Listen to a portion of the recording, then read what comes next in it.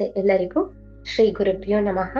ಗುರುರ್ ಬ್ರಹ್ಮ ಗುರುರ್ ವಿಷ್ಣು ಗುರುರ್ ದೇವೋ ಮಹೇಶ್ವರಃ, ಗುರುರ್ ಸಾಕ್ಷಾತ್ ಪರಬ್ರಹ್ಮ ತಸ್ಮೈ ಶ್ರೀ ಗುರವೇ ನಮಃ.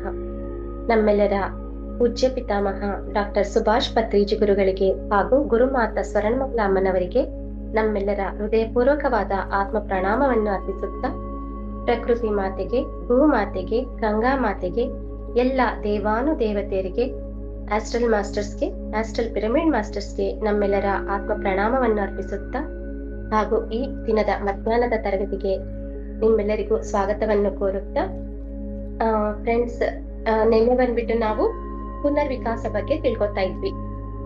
ಪುನರ್ವಿಕಾಸ ಅಂದ್ರೆ ನಾವು ಆಲ್ರೆಡಿ ವಿಕಾಸದಲ್ಲೇ ಇದ್ದೀವಿ, ಅಂದ್ರೆ ನಾವು ಧ್ಯಾನಕ್ಕೆ ಬಂದ್ಮೇಲೆ ನಮ್ಮ ಒಂದು ಆತ್ಮ ಬಂದು ವಿಕಾಸದಲ್ಲೇ ಇರುತ್ತೆ. ಹೇಗೆ ಅಂತ ನಾವು ಹೇಗ್ ತಿಳ್ಕೊಳ್ಬೋದು ಅಂದ್ರೆ, ಅದೇ ನಾವು ಗತ ಜನ್ಮದಲ್ಲಿ ನೋಡಕ್ ಹೋದ್ರೆ ನಾವು ಪ್ರಾಣಿ ಹಿಂಸೆ, ಮನುಷ್ಯರು ನೋಡಿಯೋದು ಈ ತರ ಎಲ್ಲ ಮಾಡ್ತಾ ಇದ್ವಿ. ಆದ್ರೆ ನಾವ್ ಯಾವಾಗ ಧ್ಯಾನ ಒಂದ್ ಇದಕ್ ಬಂದಿದೀವೋ ಆ ಪ್ರಾಣಿ ಹಿಂಸೆ ಅದೆಲ್ಲ ಬಿಟ್ಬಿಟ್ಟಿದೀವಿ ನಾವು. ಅದ್ರಿಂದ ನಾವು ಆಲ್ರೆಡಿ ವಿಕಾಸದಲ್ಲೇ ಇದೀವಿ. ಇನ್ನು ಪುನರ್ವಿಕಾಸ ಆಗ್ಬೇಕು. ಆ ಪುನರ್ವಿಕಾಸ ಆಗೋದಕ್ಕೆ 8 ಪಾಯಿಂಟ್ಸ್ ಇದೆ. ಆ 8 ಪಾಯಿಂಟ್ ಹೇಗಿದೆ ಅಂತ ನಾವು ತಿಳ್ಕೊಳ್ಳೋಣ ಫ್ರೆಂಡ್ಸ್. ಮೊದಲನೇ ಪಾಯಿಂಟ್ ಬಂದ್ಬಿಟ್ಟು, ಸಾಧಕನು ಸ್ವತಂತ್ರ ಪ್ರವೃತ್ತಿಯನ್ನ ಬೆಳೆಸ್ಕೊಳ್ಬೇಕು ಅಂತ ಹೇಳ್ಬಿಟ್ಟು. ಸ್ವತಂತ್ರ ಪ್ರವೃತ್ತಿ ಅಂತ ಹೇಳಿದ್ರೆ ಅಂತ ಹೇಳಿದ ತಕ್ಷಣ ನಾವು ಸ್ವತಂತ್ರವಾಗಿದ್ದೀವಿ, ನಾವ್ ಇಷ್ಟ ಬಂದ ಹಾಗೆ ಇರ್ತೀವಿ, ತಿರ್ಗಾಡ್ತೀವಿ, ಎಲ್ಲಿಗೆ ಯಾವಾಗ ಬೇಕಾದ್ರೂ ಹೋಗ್ಬೋದು, ಇದಲ್ಲ ಫ್ರೆಂಡ್ಸ್. ಸ್ವತಂತ್ರ ಪ್ರವೃತ್ತಿ ಅಂದ್ರೆ ಇಷ್ಟ ಬಂದ ಹಾಗೆ ಇರುವುದಲ್ಲ. ನಮ್ಮ ಪಂಚೇಂದ್ರಿಯಗಳು ನಾವು ಹೇಳುವ ರೀತಿ ಕೇಳ್ಬೇಕು. ಅಂದ್ರೆ ನಾವು ಓಡು ಅಂದ್ರೆ ಓಡ್ಬೇಕು, ನಿಲ್ಲು ಅಂದ್ರೆ ನಿಲ್ಬೇಕು. ಪಂಚೇಂದ್ರಿಯ ಕಂಟ್ರೋಲ್ ನಲ್ಲಿ ನಾವಿರ್ಬಾರ್ದು, ನಮ್ಮ ಕಂಟ್ರೋಲ್ ಅಲ್ಲಿ ಪಂಚೇಂದ್ರಿಯ ಇರ್ಬೇಕು. ಇದನ್ನ ನಾವು ಸ್ವತಂತ್ರ ಅಂತ ಹೇಳೋದು. ಇದಕ್ಕೆ ಒಂದು ಎಕ್ಸಾಂಪಲ್ ಏನ್ ಹೇಳ್ತೀವಿ ಅಂದ್ರೆ, ಸ್ವಲ್ಪ ಜನ ಏನ್ ಮಾಡ್ತಾರೆ, ಮೌನ ವ್ರತ ಮಾಡ್ತಿರ್ತಾರೆ, ಆದ್ರೆ ಮೂಕ ಭಾಷೆಯಲ್ಲಿ ಮಾತಾಡ್ತಿರ್ತಾರೆ. ಇದು ನಿಜವಾದ ಮೌನ ವ್ರತವಲ್ಲ.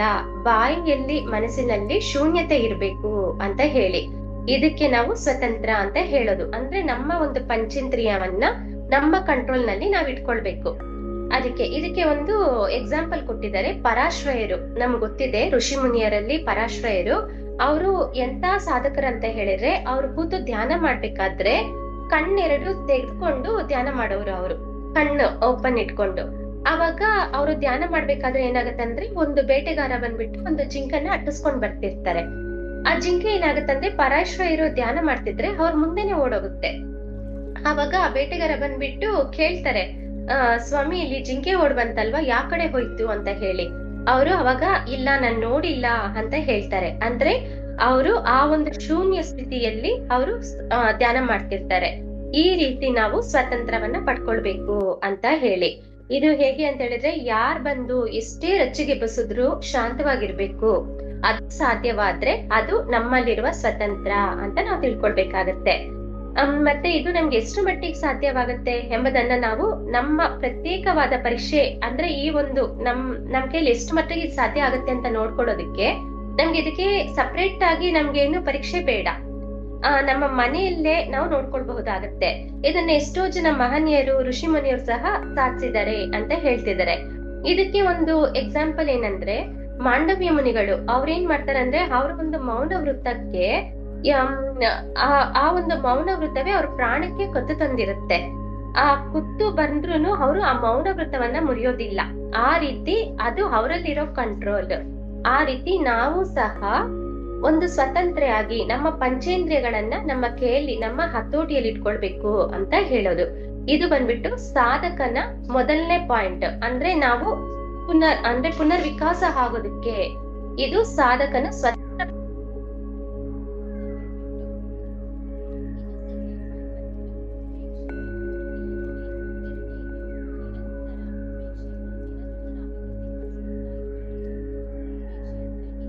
ಭವಾನಿ, ವಾಲ್ಯೂಮ್ ಚೆಕ್ ಮಾಡಿ.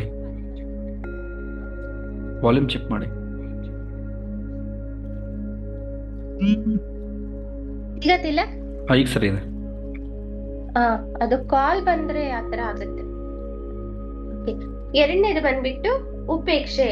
ಇಲ್ಲಿ ನಿರಂತರ ಅನ್ನೋ ಪದನ ಬಳಸಿದ್ದಾರೆ ಫ್ರೆಂಡ್ಸ್. ಯಾವುದು ಒಮ್ಮೆ ಆಗೋದಿಲ್ಲ, ಯಾವುದೇ ಒಂದು ವಿಷಯ ಇರ್ಲಿ ಅದು ಒಮ್ಮೆ ಆಗೋದಿಲ್ಲ. ಅದನ್ನ ನಾವು ಸಾಧನೆ ಮಾಡ್ತಾ ಮಾಡ್ತಾ ನಾವು ಆ ಉಪೇಕ್ಷೆನ ಪಡ್ಕೊಳ್ಬೇಕಾಗತ್ತೆ. ಅಂದ್ರೆ ಸತ್ಯವನ್ನ ತಿಳ್ಕೊಂಡು, ಉಪೇಕ್ಷೆ ಅಂದ್ರೆ ಅದಕ್ಕೆ ಅರ್ಥ ಸತ್ಯವನ್ನ ತಿಳ್ಕೊಂಡು ಅದನ್ನ ಬಿಟ್ಬಿಡೋದು ಅಂತ ಹೇಳಿ. ಅಂದ್ರೆ ಉದಾಸೀನತೆ ಮಾಡದೆ ಸತ್ಯತೆಯನ್ನ ತಿಳ್ಕೊಂಡು ಉಪೇಕ್ಷಿಸುವುದು ಅಂತ ಅರ್ಥ. ಉದಾಹರಣೆ, ಈಗ ಯಾರಾದ್ರೂ ನಮ್ಗೆ ತೊಂದ್ರೆ ಕೊಡ್ತಾ ಇದ್ರೆ ಅದನ್ನ ನಾವು ಅವರು ಯಾವ ರೀತಿಯಲ್ಲಿ ನಮ್ಗೆ ತೊಂದ್ರೆ ಕೊಡ್ತಿದ್ರೆ, ಯಾವ ಕಾರಣಕ್ಕೆ ತೊಂದ್ರೆ ಕೊಡ್ತಿದ್ದಾರೆ, ಅಯ್ಯೋ ಅವ್ರು ತೊಂದ್ರೆ ಕೊಡ್ತಿದಾರಲ್ಲ ಅಂತ ನಾವು ಅವ್ರ ಮೇಲೆ ಕೋಪ ಮಾಡ್ಕೊಳ್ಬಾರ್ದು, ಉದಾಸೀನತೆನೂ ಮಾಡ್ಬಾರ್ದು, ಅಯ್ಯೋ ಬಿಡು ಅಂತಾನು ಉದಾಸೀನತೆ ಮಾಡ್ಬಾರ್ದು. ಅಂದ್ರೆ ಆ ಕಾರಣ ನಾವು ತಿಳ್ಕೊಳ್ಬೇಕಾಗತ್ತೆ. ಅದಕ್ಕೆ ನಾವು ಗತ ಜನ್ಮದ ಕರ್ಮ ಅಂತ ನಾವು ಆ ಸತ್ಯನ ತಿಳ್ಕೊಂಡು ಅದನ್ನ ನಾವು ಉಪೇಕ್ಷಿಸ್ಬೇಕು ಅಂತ ಹೇಳ್ತಿದ್ದಾರೆ. ಅಂದ್ರೆ ಉಪೇಕ್ಷೆಯನ್ನ ನಿರಂತರವಾಗಿ ಅಭಿವೃದ್ಧಿ ಪಡಿಸ್ಕೊಳ್ತಾ ಇರ್ಬೇಕು. ಈ ಒಂದು ಉಪೇಕ್ಷೆನ ನಾವು ಅಭಿವೃದ್ಧಿ ಪಡಿಸ್ಕೊಳ್ಬೇಕಂದ್ರೆ ನಾವು ಕರ್ಮ ಸಿದ್ಧಾಂತವನ್ನ ನಾವು ತಿಳ್ಕೊಳ್ಬೇಕಾಗತ್ತೆ. ಇದಕ್ಕೊಂದು ಚಿಕ್ಕ ಸ್ಟೋರಿ. ಇಲ್ಲಿ ಧರ್ಮರಾಯ ಬಂದ್ಬಿಟ್ಟು ಧರ್ಮರಾಯನ ಜೂಜಿಗೆ ಬಂದ್ಬಿಟ್ಟು ಕರ್ಕೊಂಡ್ ಹೋಗ್ತಾರೆ. ಅಲ್ಲಿ ಧರ್ಮರಾಯ ಏನಾಗ್ತಾರೆ, ಸೋತು ತಮ್ಮಂದಿರ್ನ ಪಣಕ್ಕಿಡ್ತಾರೆ. ನಂತರ ದ್ರೌಪದಿಯನ್ನ ಪಣಕ್ಕಿಟ್ಟು ಸೋಲ್ತಾನೆ. ಆಕೆನ ಆ ಒಂದು ಆಸ್ಥಾನಕ್ಕೆ ಬಹಳ ಹೀನವಾಗಿ ಎಳ್ಕೊಂಡು ಬರ್ತಾರೆ ಅಲ್ಲಿ. ಅವಾಗ ಅಲ್ಲಿ ದ್ರೌಪದಿ ಒಂದು ಧೃತರಾಷ್ಟ್ರನ್ಗೆ ಒಂದು ಪ್ರಶ್ನೆ ಹಾಕ್ತಾಳೆ. ಅದೇನಂತ ಹೇಳಿದ್ರೆ, ನನ್ ಗಂಡ ಆದವನು ಸೋದ್ಬಿಟ್ಟು ನನ್ನ ಪಣಕ್ಕಿಟ್ನ, ಇಲ್ಲ ಪಣಕ್ಕಿಟ್ಟು ಆತ ಸೋತ್ನ ಅಂತ ಕೇಳ್ತಾರೆ. ಆಗ ಧರ್ಮರಾಜನ್ಗೆ ಇದು ತುಂಬಾ ಬೇಜಾರಾಗತ್ತೆ. ಇದು ಧರ್ಮವಲ್ಲ ಅಂತ ಹೇಳ್ಬಿಟ್ಟು ಧೃತರಾಷ್ಟ್ರನ್ಗೆ ಬೇಜಾರಾಗ್ಬಿಟ್ಟು ಇದು ಧರ್ಮವಲ್ಲ ಅಂತ ತಿಳ್ಕೊಂಡು ಆಕೆಯನ್ನ 3 ವಾರ ಬೇಕಾದ್ರೆ ಕೇಳ್ಕೊ ಅಂತ ಹೇಳ್ತಾರೆ. ಅವಾಗ ಆಕೆ ಬಂದ್ಬಿಟ್ಟು ತನ್ನ ರಾಜ್ಯವನ್ನ, ತನ್ನ ಗಂಡಂದಿರನ್ನ ಹಿಂದಕ್ಕೆ ಪಡ್ಕೋತಾಳೆ. ಆದ್ರೆ ಇದು ಅಲ್ಲೇ ನಿಲ್ಲೋದಿಲ್ಲ ಫ್ರೆಂಡ್ಸ್. ಮತ್ತೆ ಏನ್ ಮಾಡ್ತಾನೆ, ಈ ಶಕುನಿ ಬಂದ್ಬಿಟ್ಟು ಮತ್ತೆ ಕುತಂತ್ರವನ್ನ ಮಾಡಿ ಮತ್ತೊಮ್ಮೆ ಪಗಡೆ ಆಟಕ್ಕೆ ಕರೀತಾರೆ. ಆ ಆಟದಲ್ಲಿ ಇವರು ಪಾಲ್ಗೊಳ್ಳೇಬೇಕಾಗತ್ತೆ ಧರ್ಮರಾಜ, ಇಲ್ಲಾಂದ್ರೆ ಅದು ರಾಜ್ಯಕ್ಕೆ ರಾಜನ ಒಂದು ಗೌರವಕ್ಕೆ ಧಕ್ಕೆ ಕೊಟ್ಟಂಗ ಆಗುತ್ತೆ. ಅದ್ರಿಂದ ಏನ್ ಮಾಡ್ತಾನೆ ಅಂದ್ರೆ ಧರ್ಮರಾಜ ಬರ್ತಾನೆ ಆ ಪಗಡೆ ಆಟಕ್ಕೆ. ಅವಾಗ ದ್ರೌಪದಿ ಹೇಳ್ತಾರೆ, ಇಲ್ಲ ನೀವು ಈ ಆಟಕ್ಕೆ ಮತ್ತೆ ನೀವು ಹೋಗಿ ಆಡ್ಬೇಕಂದ್ರೆ, ಅವಾಗ ಹೇಳ್ತಾರೆ ಧರ್ಮರಾಜ, ನೋಡು ಒಂದು ವಿಷಯ ಪದೇ ಪದೇ ನಮ್ಮ ಹತ್ರ ಬರ್ತಾ ಇದೆ ಅಂತ ಹೇಳಿದ್ರೆ ಇದಕ್ಕೆ ಒಂದು ಕರ್ಮದ ಬಂಧನ ಅನ್ನೋದಿರುತ್ತೆ. ಈ ಒಂದು ಕರ್ಮ ಏನಿದೆ ಅಂತ ನಾವು ನೋಡ್ಕೊಳ್ಬೇಕಾಗತ್ತೆ. ಇದು ವಿಧಿ ನಿಯಮ, ಅದು ಏನ್ ನಮಗ್ ಕೊಡುತ್ತೋ ಅದು ನಾವು ಫೇಸ್ ಮಾಡ್ಲೇಬೇಕಾಗತ್ತೆ ಅಂತ ಹೇಳ್ತಾರೆ. ಅಲ್ಲಿ ಅವರು ಉಪೇಕ್ಷೆಯಲ್ಲಿ ಇರ್ತಾರೆ. ಅಂದ್ರೆ ಇವತ್ತು ನನ್ನವರ್ಗೂ ಬರ್ತಿದೆ, ಒಂದು ಏನೇ ಒಂದಾಗ್ಲಿ, ಒಳ್ಳೇದಾಗ್ಲಿ ಕೆಟ್ಟದಾಗ್ಲಿ ಏನೇ ಆಗ್ಲಿ ನನ್ನವರ್ಗೂ ಬರ್ತಿದೆ ಅಂತ ಹೇಳಿದ್ರೆ ಅದು ನಾನ್ ಮಾಡಿರೋ ಕರ್ಮ ಅಂತ ನಾವು ಉಪೇಕ್ಷೆಯಲ್ಲಿ ಇರ್ಬೇಕು. ಅದನ್ನ ನಾವು ತಿಳ್ಕೊಳ್ಬೇಕು. ಅದು ತಿಳ್ಕೊಂಡು ನನ್ಗಿವತ್ತು ಬಂದಿದೆ ಅಂದ್ರೆ ನಾನು ಇದು ಯಾರಿಗೋ ಮಾಡಿದೀನಿ, ಇಲ್ಲ ನನ್ನ ಒಂದು ಗತ ಜನ್ಮದ ಕರ್ಮ ಅಂತ ನಾವು ತಿಳ್ಕೊಂಡ್ರೆ ಅಲ್ಲಿಗೆ ನಮ್ಗೆ ಅದ್ರಿಂದ ನಾವು ಒಂಚೂರು ಡಿಟ್ಯಾಚ್ ಆಗಿ ಹೊರಗಡೆ ಬರ್ತೀವಂತೆ.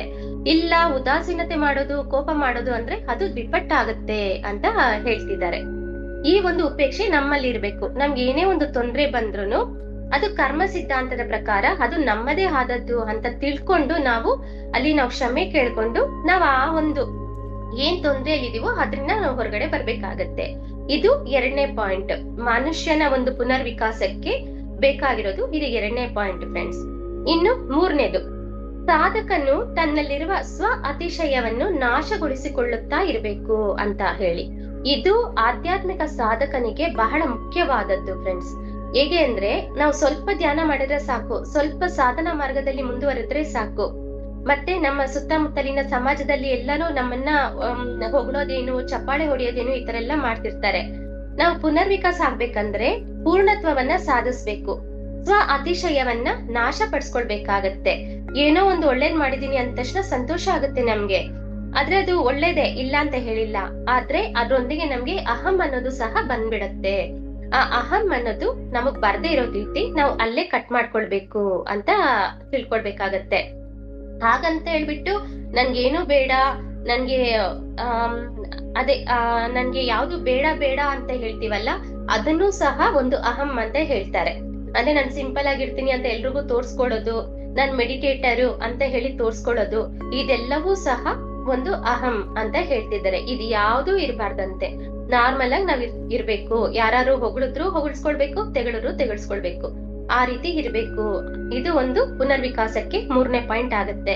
ಇದಕ್ಕೆ ಒಂದು ಚಿಕ್ಕದು ಒಂದು ಸ್ಟೋರಿ ಹೇಳಿದ್ದಾರೆ ಇಲ್ಲಿ. ಅದೇ ಸ್ವ ಅತಿಶಯ ಅಂತ ಹೇಳಿದ್ರೆ ಇದು ನಾನೇ ಎಲ್ಲ ಅಂತ ಹೇಳ್ಬಿಟ್ಟು ಒಂಥರ ಅಂದ್ರೆ ಎಲ್ಲರಿಗಿಂತ ನನ್ಗೆ ಎಲ್ಲಾ ಬರುತ್ತೆ ಅಂತ ಹೇಳ್ಕೊತೀವಲ್ಲ, ಅದನ್ನ ನಾವು ನಾಶ ಪಡ್ಕೊಳ್ಬೇಕು ಅಂತ ಹೇಳ್ತಿದ್ದಾರೆ. ಆ ಸ್ವ ಅತಿಶಯ ಭಾವನೆನೆ ಮುಂದೆ ನಮ್ಗೆ ಒಂದು ಕುತ್ತಿಗೆ ಕಾರಣ ಆಗುತ್ತೆ. ಅಂದ್ರೆ ನಾನು ಧ್ಯಾನ ಮಾಡ್ತಿರ್ತೀನಿ, ಕ್ಲಾಸಸ್ ಮಾಡ್ತಿರ್ತೀನಿ, ನನ್ ಒಂಥರ ಅಹಂ ಬಂದ್ಬಿಟ್ಟಿರುತ್ತೆ.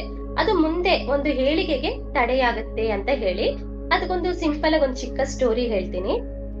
ಒಂದು ಕಾಡಲ್ಲಿ ಒಂದು ಸಿಂಹ ಮಲ್ಗಿರುತ್ತೆ. ಅಲ್ಲಿ ಒಂದು ಕತ್ತೆ ಏನ್ ಮಾಡುತ್ತೆ, ಹುಲ್ಲು ಮೈತಾ ಬರ್ತಾ ಇರುತ್ತೆ ಫ್ರೆಂಡ್ಸ್. ಅಲ್ಲಿರೋ ಸುಂದರವಾದ ಹುಲ್ಲನ್ನ ನೋಡಿ ಜೋರಾಗಿ ಈಳಿಡ್ತಾ ಇರತ್ತೆ. ಅದು ತುಂಬಾ ಖುಷಿ ಆಗ್ಬಿಟ್ಟಿರತ್ತೆ. ಆ ಹಸಿರು ಹುಲ್ಲು ಅದೆಲ್ಲ ನೋಡಿದ ತಕ್ಷಣ ತುಂಬಾ ಖುಷಿ ಆಗ್ತಾ ಇರತ್ತೆ. ಜೋರಾಗಿ ಸೌಂಡ್ ಕಿರ್ಚ್ಕೊಂಡು ಗೋಳಿಡ್ತಾ ಇರತ್ತೆ. ಆ ಸೌಂಡ್ಗೆ ಏನಾಗತ್ತೆ ಅಂದ್ರೆ ಆ ಸಿಂಹ ಎದ್ಬಿಟ್ಟು ಓಡೋಗ್ಬಿಡತ್ತೆ. ಯಾಕಂದ್ರೆ ಅದು ಅಷ್ಟು ಖುಷಿಯಲ್ಲಿ ಅಷ್ಟು ಜೋರಾಗಿ ಕೂಗಾಡ್ತಾ ಇರ್ಬೇಕಾದ್ರೆ ಆ ಸಿಂಹ ಏನ್ ಮಾಡತ್ತೆ, ಏನೋ ಆಗಿದೆ ಅಂತ ಹೇಳ್ಬಿಟ್ಟು ಹೆದರ್ಕೊಂಡು ಆ ಸಿಂಹ ಓಡೋಗ್ತಾ ಇರುತ್ತೆ. ಅದು ಓಡೋಗ್ತಿದೆ ಅಂತ ಹೇಳ್ಬಿಟ್ಟು ಈ ಕತ್ತೆ ಆಗಿದ್ದು ಸುಮ್ನೆ ಇರೋದಿಲ್ಲ. ಅಲ್ಲಿಗ್ ಬಿಡದೆ ಸಿಂಹ ಓಡೋಗ್ತಿದೆ ಅಂತ ಹೇಳ್ಬಿಟ್ಟು ಇದು ಹಟ್ಟಿಸ್ಕೊಂಡು ಹೋಗ್ತಿರತ್ತೆ ಸಿಂಹನ. ಅದು ಸಿಂಹ ಬಂದ್ಬಿಟ್ಟು ನಿದ್ದೆಗಣ್ಣಲ್ಲಿ ಇರುತ್ತೆ. ಇನ್ನೇನು ಸ್ವಲ್ಪ ದೂರ ಓಡಿ ಹೋದ್ಮೇಲೆ ಅದಕ್ಕೆ ಒಂಚೂರು ಪ್ರಜ್ಞೆ ಬರುತ್ತೆ. ಹೌದು, ನಾನೇನಕ್ಕೆ ಓಡ್ತಿದೀನಿ ಅಂತ ಹೇಳಿ ಸ್ವಲ್ಪ ಎದುರು ನಿಂತ್ಕೊಂಡು ಹಿಂದೆ ತಿರುಗಿ ನೋಡುತ್ತೆ. ಆವಾಗ ಕತ್ತೆ ಅಟ್ಟಿಸ್ಕೊಂಡ್ ಬರ್ತಿರತ್ತೆ. ಅವಾಗ ಅದಕ್ಕೇನ್ ಬರುತ್ತೆ, ಕೋಪಕ್ಕೆ ಮತ್ತೆ ರಿಟರ್ನ್ ಆ ಕತ್ತೆನ ಹಿಡಿದು ತಿಂದಾಕತ್ತೆ, ಕೊಂದ್ಬಿಟ್ಟು. ಇದು ಸ್ವ ಅತಿಶಯ ಅಂತ. ಅಂದ್ರೆ ಇವಾಗ ನಾನೇ ಅಂತ ಹೇಳಿ ಅಲ್ಲಿ ಸಿಂಹ ಅಂತ ಗೊತ್ತಿದೆ, ಅದಕ್ಕೆ ಹುಲ್ಲು ನೋಡಿ ಸಂತೋಷ ಪಟ್ಟಿದೆ, ಅಲ್ಲಿಗೆ ಹೋಗ್ಬೇಕಿತ್ತು. ಅದು ಈ ಸೌಂಡ್ಗೆ ಎದುರ್ಕೊಂಡು ಹೋಗ್ತಿದೆ ಅಂತ ಹೇಳಿ ಇದನ್ನ ನೋಡಿ ಎದುರ್ಕೊಂಡು ಹೋಗ್ತಿದೆ, ದಟ್ಟಿಸ್ಕೊಂಡೋಯ್ತು. ಆದ್ರೆ ಆ ಸ್ವ ಅತಿಶಯನೇ ಅದು ಒಂದು ನಾಶ ಆಗೋದಕ್ಕೆ ಕಾರಣ ಆಯ್ತು ಅಂತ ಇದೊಂದು ಸ್ಟೋರಿ. ಅದೇ ರೀತಿ ನಮ್ಮಲ್ಲಿ ಯಾವುದೇ ಒಂದು ನಾನು ಅನ್ನೋದು ಇದ್ರೆ ಅದನ್ನ ನಾವು ಅಲ್ಲಿ ಕಟ್ ಮಾಡ್ಕೊಳ್ಬೇಕಾಗತ್ತೆ. ಅವಾಗ ನಾವು ವಿಕಾಸಕ್ಕೆ ಮುಂದೆ ಬರೋದಕ್ಕೆ, ನಮ್ಮ ಒಂದು ಆತ್ಮ ಪುನರ್ವಿಕಾಸ ಆಗೋದಕ್ಕೆ ಕಾರಣ ಆಗತ್ತೆ ಅಂತ ನಾವು ತಿಳ್ಕೊಳ್ಬೇಕಾಗತ್ತೆ. ಇನ್ನು ಇದ್ರಲ್ಲೇನೆ ಯಾರು ನಮ್ಗೆ ಯಾವ ರೀತಿ ಅಂತ ಹೇಳಿದ್ರೆ, ಇವಾಗ ನಾವು ಯಾವ್ದಾದ್ರು ಕ್ಲಾಸ್ ಮಾಡ್ತಿರ್ತೀವಿ, ಯಾರು ನಮ್ನ ಹೊಗಳಿದ್ರೆ ಥ್ಯಾಂಕ್ ಯು ಅಷ್ಟಲ್ಲೇ ಹೇಳ್ಬಿಟ್ಟು ಚಪ್ಪಾಳೆ ಹೊಡ್ಬಿಟ್ಟು ಅಲ್ಲಿಗೆ ನಾವು ಸ್ಟಾಪ್ ಆಗ್ಬಿಡ್ಬೇಕು. ಮತ್ತೆ ಅದನ್ನ ನಾವು ಇಟ್ಕೊಳ್ಬಾರ್ದು ನಮ್ಗೆ ಅಂತ ತಿಳಿಸ್ಕೊಟ್ಟಿದ್ದಾರೆ. ಇನ್ನು 4ನೇ ಪಾಯಿಂಟ್ ಫ್ರೆಂಡ್ಸ್, ಸಾಧಕನು ಸದ್ಗುಣಗಳ ಬುನಾದಿಯನ್ನು ನಿರ್ಮಿಸ್ಬೇಕು ಅಂತ. ಅಂದ್ರೆ ನಾವು ಎಷ್ಟೇ ಸಾಧನೆ ಮಾಡಿದ್ರು, ಎಷ್ಟೇ ಲೋಕಗಳನ್ನ ತಿರುಗಿದ್ರು ಸದ್ಗುರುಗಳು ಇಲ್ದಿದ್ರೆ ಎಲ್ಲಾ ವ್ಯರ್ಥ. ಸದ್ಗುಣಗಳು ಅಂದ್ರೆ ವಿಶ್ವಾಸ, ನಿಜಾಯಿತಿ, ಸತ್ಯತೆ, ಅಹಿಂಸೆ, ಮನೋಶುಚಿ, ಖಚಿತವಾಗಿ ಇವೆಲ್ಲ ನಮ್ಮಲ್ಲಿ ಇರ್ಬೇಕು ಅಂತ ಹೇಳ್ತಿದ್ದಾರೆ. ಸದ್ಗುಣಗಳು, ಇಷ್ಟು ಗುಣಗಳು ನಾವು ಸಾಧನೆ ಮಾಡೋದಕ್ಕೆ ಬಹಳ ಮುಖ್ಯ ಅಂತ ಹೇಳ್ಬಿಟ್ಟು ಅದರಲ್ಲಿ ಮೊದಲನೇದ್ ಬಂದ್ಬಿಟ್ಟು ವಿಶ್ವಾಸ ಅನ್ನೋದು ಮೊದಲಿರ್ಬೇಕು. ನೆಕ್ಸ್ಟ್ ನಿಜಾಯಿತಿ, ಮತ್ತೆ ಸತ್ಯತೆ, ಅಹಿಂಸೆ, ಮನೋಶುಚಿ, ಈ ಇಷ್ಟುನು ಆ ಗುಣಗಳೆಲ್ಲನೂ ನಮ್ಮಲ್ಲಿ ಇರ್ಬೇಕಾಗತ್ತೆ ಅಂತ. ಇನ್ನು 5ನೇ ಪಾಯಿಂಟ್, ಯಾವಾಗಲೂ ನೈಪುಣ್ಯವಿರುವ ಕೆಲಸವನ್ನ ಮಾಡ್ತಾ ಇರ್ಬೇಕು. ಇದು ಬಂದ್ಬಿಟ್ಟು ಪುನರ್ವಿಕಾಸಕ್ಕೆ ನಮ್ಗೆ ತಿಳಿದಿರೋ ಕೆಲಸನ ಮಾಡ್ತಾ ಇರ್ಬೇಕು. ಆಗ ಉನ್ನತಿ ಬಂದ್ಬಿಟ್ಟು ಸುಲಭವಾಗಿ ದೊರೆಯುತ್ತೆ. ಇವಾಗ ನಮ್ಗೆ ಯಾವ್ದೋ ಒಂದು ಕೆಲಸ ಗೊತ್ತಾಗೋದಿಲ್ಲ, ಆದ್ರೆ ಆ ಕೆಲ್ಸಕ್ಕೆ ನಾವು ಕೈ ಹಾಕಿದ್ರೆ ಅಲ್ಲಿ ಸಮಯನೂ ವ್ಯರ್ಥ ಆಗತ್ತೆ, ಆದ್ರೆ ಆ ಕೆಲಸದಿಂದ ಫಲನೂ ನಮ್ಗೆ ದೊರೆಯೋದಿಲ್ಲ. ಅದ್ರಿಂದ ಈ ಒಂದು ಆಧ್ಯಾತ್ಮಿಕ ವಿಷಯದಲ್ಲಾಗ್ಲಿ ಇಲ್ಲ ಭೌತಿಕ ವಿಷಯದಲ್ಲಾಗ್ಲಿ ನಮ್ಮ ಜೀವನದಲ್ಲೇ ಆಗ್ಲಿ ಯಾವುದೇ ಒಂದು ನೈಪುಣ್ಯವಿರುವ, ಅಂದ್ರೆ ನಮಗ್ ಗೊತ್ತಿರೋ ಕೆಲ್ಸಕ್ಕೆ ಮಾತ್ರ ನಾವು ಕೈ ಹಾಕ್ಬೇಕು ಅಂತ ಅದು ನಾವ್ ಅರ್ಥ ಮಾಡ್ಕೋಬೇಕಾಗತ್ತೆ. ಇನ್ನು 6ನೇ ಪಾಯಿಂಟ್ ಫ್ರೆಂಡ್ಸ್, ಅಪನಂಬಿಕೆ ಹುಟ್ಟಿಸುವ ವ್ಯಕ್ತಿಗಳಿಂದ ದೂರ ಇರಬೇಕು ಅಂತ ಹೇಳ್ತಿದ್ದಾರೆ. ಅಪನಂಬಿಕೆ ಹುಟ್ಟಿಸುವ ವ್ಯಕ್ತಿಗಳ ಬಳಿ ವಾದಿಸಬಾರ್ದು, ಡಿಸ್ಕಸ್ ಮಾಡಬಾರ್ದು, ಅವರಿಂದ ದೂರ ಇರಬೇಕು. ಅಂದ್ರೆ ಚರ್ಚೆ ಬೇರೆ, ಇಲ್ಲಿ ವಾದ ಬೇರೆ ಅಂತ ಹೇಳ್ತಿದ್ದಾರೆ. ವಾದ ಅಂದ್ರೆ ಬಂದ್ಬಿಟ್ಟು ನಮ್ಮ ಹತ್ರ ಒಬ್ರು ಬಂದ್ಬಿಟ್ಟು ಮಾಂಸಾಹಾರ ಸೇವನೆ ಅಂದ್ರೆ ನಾವ್ ಹೇಳ್ತೀವಿ ಮಾಂಸಾಹಾರ ಸೇವನೆ ಮಾಡಬಾರ್ದು ಅಂತ. ಆದ್ರೆ ಅವ್ರೇನ್ ಹೇಳ್ತಾರೆ ಅಂತ ಹೇಳಿದ್ರೆ ಅದ್ರಿಂದ ಬರೋ ಪ್ರಯೋಜನವೆಲ್ಲ ಹೇಳ್ತಾ ಇರ್ತಾರೆ, ಅದನ್ನ ವಾದ ಮಾಡ್ತಿರ್ತಾರೆ. ಅದ್ರಿಂದ ನಮ್ಗೆ ಪ್ರೋಟೀನ್ ಸಿಗುತ್ತೆ, ಹಾಗೆ ಹೀಗೆ ಅಂತ ವಾದ ಮಾಡ್ತಾ ಇರ್ತಾರೆ.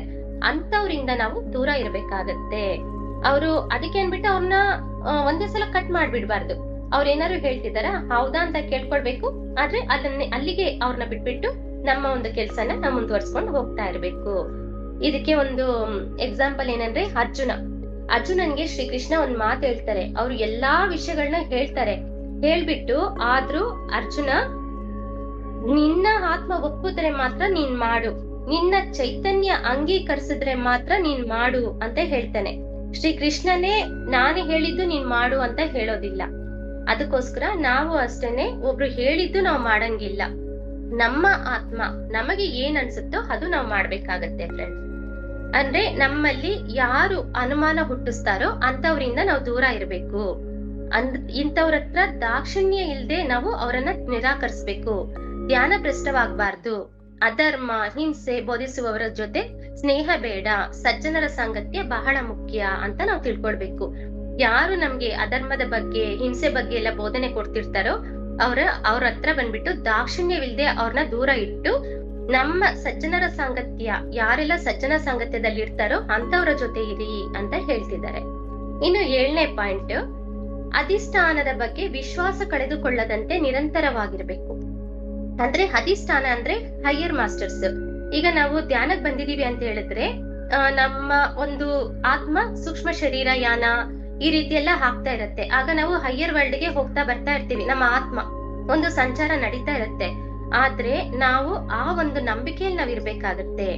ಅನುಷ್ಠಾನ ಅಂತ ಹೇಳಿದ್ರೆ ಉನ್ನತ ಆತ್ಮಗಳು, ದೈವಾತ್ಮರು, ದೇವತೆಗಳು ವಿಶ್ವಾಸವಾಗಿ ಅವರೊಂದಿಗೆ ಸಂಪರ್ಕವನ್ನ ಇಟ್ಕೊಳ್ಬೇಕಾಗತ್ತೆ ಫ್ರೆಂಡ್ಸ್. ಹಾಗೆ ನಮ್ಮೊಂದಿಗೆ ಉನ್ನತ ಆತ್ಮಗಳ ಜೊತೆ ವಿಶ್ವಾಸದೊಂದಿರಬೇಕು ಅಂತ ಹೇಳಿದ್ರೆ ನಾವು ಸಾಧಿಸಿದ ವಿಷಯವನ್ನ, ಅನುಭವವನ್ನ ಹಂಚ್ಕೊಳ್ತಾ ಇರ್ಬೇಕಾಗತ್ತೆ. ಈಗ ಧ್ಯಾನದಲ್ಲಿ ಏನಾರು ಅನುಭವ ಆಯ್ತಂದ್ರೆ ಅದನ್ನ ನಾವು ಹಂಚ್ಕೊಳ್ಬೇಕಾಗತ್ತೆ. ಈ ರೀತಿ ಹಂಚಿಕೆಯಿಂದ ನಾವು ನಡ್ಕೋತಾ ಹೋಗ್ತಾ ಇದ್ರೆ ಆಗ ನಮ್ಮ ಒಂದು ಮಾಸ್ಟರ್ಸ್ ನಮ್ ಜೊತೆ ರಕ್ಷಣೆಯನ್ನ ಕೊಡ್ಕೊಂಡು ನಮ್ಮನ್ನ ಕಾಪಾಡ್ತಿರ್ತಾರೆ. ಇದನ್ನ ನಾವು ತಿಳ್ಕೊಳ್ಬೇಕಾಗತ್ತೆ. ಇದಕ್ಕೆ ಶಿರ್ಡಿ ಸಾಯಿಬಾಬಾ ಅವರು 2 ಪದ ಹೇಳ್ತಾರೆ ನೋಡಿ, ಶ್ರದ್ಧಾ ಮತ್ತು ಸಬೂರಿ ಅಂತ. ಸಬೂರಿ ಅಂದ್ರೆ ವಿಶ್ವಾಸ, ನಮಗಿಂತ ಉನ್ನತ ಮಾಸ್ಟರ್ಸ್ ಮೇಲೆ, ಗುರುಗಳ ಮೇಲೆ, ದೈವದ ಮೇಲೆ ವಿಶ್ವಾಸವಿರಬೇಕು ಅಂತ ಹೇಳಿ. ಇದು ಅವರೊಂದಿಗೆ ನಿರಂತರವಾಗಿ ಸಂಪರ್ಕದಿಂದಿರೋದಕ್ಕೆ ಸಹಾಯ ಆಗತ್ತೆ ಅಂತ ಹೇಳಿ. ಈಗ ನಮ್ಗೆ ಯಾರು ಮಾಸ್ಟರ್ಸ್ ಮೆಸೇಜ್ ಕೊಡ್ತಿದ್ರೆ ನಾವು ಅದನ್ನ ವಿಶ್ವಾಸದಿಂದ, ನಂಬಿಕೆಯಿಂದ ನಾವು ತಗೋತಾ ಇರ್ಬೇಕು. ಆಗ ಅವ್ರು ಇನ್ನೂ ನಮ್ಗೆ ಮೆಸೇಜಸ್ ಕೊಡೋದಕ್ಕೆ ಸಹಾಯ ಆಗತ್ತೆ ಅಂತ ಫ್ರೆಂಡ್ಸ್. ಇನ್ನು 8ನೇ ಪಾಯಿಂಟ್, ನಿರಂತರ ಶ್ರಮದಿಂದ ಧರ್ಮ ಪ್ರಚಾರ ಮಾಡುತ್ತಾ ಇತರರೊಂದಿಗೆ ಧರ್ಮ ಪ್ರಚಾರ ಮಾಡಿಸುತ್ತಾ ಇರ್ಬೇಕು ಅಂತ. ಧ್ಯಾನ ಪ್ರಚಾರ, ಧರ್ಮ ಪ್ರಚಾರವೇ ಪ್ರಧಾನ ಕೆಲಸ ಅಂತ ಹೇಳ್ತಿರ್ತಾರೆ. ಶಾಕಾಹಾರ ಪ್ರಚಾರ, ಜ್ಞಾನ ಪ್ರಚಾರವೇ ಪ್ರಧಾನವಾದ ಕೆಲಸ ಅಂತ ಹೇಳಿ. ಈ ಪ್ರಚಾರದಿಂದ ನಮ್ಮ ಸಾಧನಾ ಮಾರ್ಗಕ್ಕೆ ನಿರಂತರ ಶ್ರಮದಿಂದ ಧರ್ಮ ಪ್ರಚಾರ ಮಾಡ್ತಾ ಇದ್ರೆ ಪುನರ್ವಿಕಾಸಕ್ಕೆ ನಮ್ಗೆ ಕಾರಣ ಆಗತ್ತೆ ಅಂತ ಹೇಳ್ತಿದ್ದಾರೆ. ಈ 8 ಪಾಯಿಂಟ್ಸ್ ತುಂಬಾ ಇಂಪಾರ್ಟೆಂಟ್ ಫ್ರೆಂಡ್ಸ್. ಅಂದ್ರೆ ನಮ್ಮ ಒಂದು ಆತ್ಮ ಪುನರ್ವಿಕಾಸ ಆಗೋದಕ್ಕೆ. ಅಂದ್ರೆ ಪುನರ್ವಿಕಾಸ ಅಂದ್ರೆ ಗೊತ್ತಿದೆ ಅಲ್ವಾ, ನಮ್ಮ ಆತ್ಮಕ್ಕೆ ಬೂದಿ ಅಂದ್ರೆ ಕೆಂಪು ಕೆಂಡಕ್ಕೆ ಬೂದಿ ಮಸಿ ಬಳ್ದಂಗೆ ನಮ್ಮ ಆತ್ಮ ವಿಕಾಸದಲ್ಲಿದೆ. ಅದನ್ನ ಪುನರ್ವಿಕಾಸ ಮಾಡ್ಬೇಕಂದ್ರೆ ಈ 8 ಪಾಯಿಂಟ್ಸ್ ನಮ್ಗೆ ತುಂಬಾ ಇಂಪಾರ್ಟೆಂಟ್ ಅಂತ ಹೇಳಿ. ಅಂದ್ರೆ ಮೊದಲನೇದು, ಸಾಧಕನು ಸ್ವತಂತ್ರ ಪ್ರವೃತ್ತಿಯನ್ನ ಬೆಳೆಸ್ಕೊಳ್ತಾ ಇರ್ಬೇಕು. ಅಂದ್ರೆ ನಮ್ಮ ಪಂಚೇಂದ್ರಿಯಗಳನ್ನ ನಮ್ಮ ಹಿಡಿತದಲ್ಲಿ ಇಟ್ಕೊಳ್ಬೇಕು. 2ನೇದು, ಉಪೇಕ್ಷೆಯನ್ನು ನಿರಂತರ ಅಭಿವೃದ್ಧಿ ಪಡಿಸ್ಕೊಳ್ತಾ ಇರ್ಬೇಕು. ಉಪೇಕ್ಷೆ ಅಂದ್ರೆ ಒಂದು ಘಟನೆಯ ಸತ್ಯತೆಯನ್ನ ತಿಳ್ಕೊಳ್ಳೋದು. ಇನ್ನು 3ನೇದು, ಸಾಧಕನು ತನ್ನಲ್ಲಿರುವ ಸ್ವ ಅತಿಶಯವನ್ನು ನಾಶಗೊಳಿಸಿಕೊಳ್ಳುತ್ತಿರಬೇಕು. ಇದು ಬಹಳ ಮುಖ್ಯ. ಅಂದ್ರೆ ನಮ್ಮಲ್ಲಿರೋ ಅಹಂ ಎಲ್ಲ ನಾವು ಅಲ್ಲಲ್ಲೇ ಕಟ್ ಮಾಡ್ಕೊಂಡು ಹೋಗ್ತಾ ಇರ್ಬೇಕು ಅಂತ. ಇನ್ನು 4ನೇದು, ಸಾಧಕನು ಸದ್ಗುಣಗಳ ಬುನಾದಿಯನ್ನು ನಿರ್ಮಿಸ್ಬೇಕು. ಸದ್ಗುಣಗಳಿಲ್ಲದೆ ಯಾವುದು ಸಿದ್ಧಿ ಸಾಧನೆ ಅಪ್ರಯೋಜಕ ಅಂತ ನಾವು ತಿಳ್ಕೊಳ್ಬೇಕು. ಮತ್ತೆ ಇನ್ನು 5ನೇದು, ಯಾವಾಗಲೂ ನೈಪುಣ್ಯವಿರುವ ಕೆಲಸವನ್ನ ಮಾಡ್ತಾ ಇರ್ಬೇಕು. ಪುನರ್ವಿಕಾಸಕ್ಕೆ ಇದು ಬಹಳ ಮುಖ್ಯ. ನಮ್ಗೆ ತಿಳಿದಿರುವ ಕೆಲಸಗಳನ್ನ ನಿರಂತರವಾಗಿ ಮಾಡ್ತಾ ಇರ್ಬೇಕು. ನೈಪುಣ್ಯ ಅಂದ್ರೆ ನಮಗ್ ಗೊತ್ತಿರೋದು, ತಿಳಿದಿರೋ ಕೆಲಸದಲ್ಲಿ ಮಾತ್ರ ನಾವು ಕೈ ಹಾಕ್ಬೇಕು ಅಂತ ಹೇಳಿ ಫ್ರೆಂಡ್ಸ್. ಇನ್ನು 6ನೇದು, ಅಪನಂಬಿಕೆ ಹುಟ್ಟಿಸುವ ವ್ಯಕ್ತಿಗಳಿಂದ ದೂರ ಇರ್ಬೇಕು. ಅದಕ್ಕೆ ದುಷ್ಟರನ್ನ ಕಂಡ್ರೆ ದೂರ ಇರ್ಬೇಕು. ಸಜ್ಜನರ ಸಾಂಗತ್ಯ ಬಹಳ ಮುಖ್ಯ. ಇದನ್ನ ನಾವು ಅರ್ಥ ಮಾಡ್ಕೋಬೇಕು. ಇನ್ನು 7ನೇ ಪಾಯಿಂಟ್, ಅಧಿಷ್ಠಾನದ ಬಗ್ಗೆ ಉನ್ನತ ಆತ್ಮಗಳು ವಿಶ್ವಾಸವನ್ನ ಕಳ್ಕೊಳ್ದಂತೆ ನಿರಂತರವಾಗಿ ಅವ್ರ ಜೊತೆ ಅನುಸಂಧಾನವಾಗಿರ್ಬೇಕಾಗತ್ತೆ. ಅಂದ್ರೆ ಭಗವಂತ, ದೇವತೆಗಳ ಬಗ್ಗೆ ವಿಶ್ವಾಸ ಕಳೆದುಕೊಳ್ಳದಂತೆ ನಿರಂತರವಾಗಿರ್ಬೇಕು ಅಂತ ಹೇಳಿ. ಇನ್ನು ಕೊನೆ ಪಾಯಿಂಟ್, ನಿರಂತರ ಶ್ರಮದಿಂದ ಧರ್ಮ ಪ್ರಚಾರ ಮಾಡುತ್ತಾ ಇತರರೊಂದಿಗೆ ಧರ್ಮ ಪ್ರಚಾರ ಮಾಡಿಸುತ್ತಾ ಇರ್ಬೇಕು. ಈ 8 ಪಾಯಿಂಟ್ಸ್ ನಾವು ಫಾಲೋ ಅಪ್ ಮಾಡಿದ್ರೆ ನಮ್ಮ ಒಂದು ಆತ್ಮ ಪುನರ್ವಿಕಾಸ ಹೊಂದೋದಕ್ಕೆ ಸಹಾಯ ಆಗುತ್ತೆ ಫ್ರೆಂಡ್ಸ್. Thank you friends. ಯಾರಿಗಾದ್ರೂ ಡೌಟ್ ಇದ್ರೆ ಕೇಳಿ.